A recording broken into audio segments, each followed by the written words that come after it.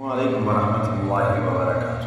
ناظرین، جیسے کہ مسنون دعاؤں کا ذکر چل رہا تھا، اور مسنون دعائیں جو سنت نبوی صلی اللہ علیہ وآلہ وسلم سے مروی ہیں اور آقا علیہ الصلوۃ والسلام کی سنت اعمال ہیں، ان اعمال کا ذکر میں اور آپ کریں گے تو کامیابی ہی کامیابی ہے۔ مثال کے طور پر انسان گھر سے نکلتا ہے، ملازمت کے لیے نکلتا ہے، گھر سے کسی کام کاج کے لیے نکلتا ہے، تو گھر سے نکلنے کی بھی دعا ہوتی ہے تاکہ اللہ تبارک و تعالیٰ ان کی برکات سے ہر شر سے بنی آدم کی حفاظت فرمائے۔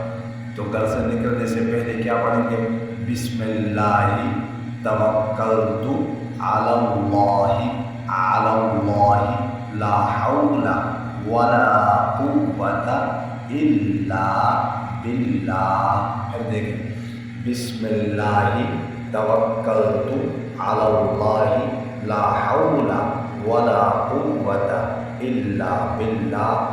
اللہ عز و جل کے نام سے، اللہ عز و جل کے نام سے گھر سے نکلتا ہوں۔ میں نے اللہ عز و جل پر بھروسہ کیا، اور اللہ عز و جل کے بغیر نہ طاقت ہے گناہوں سے بچنے کی، اور نہ طاقت ہے اور نہ قوت ہے نیکیاں کرنے کی۔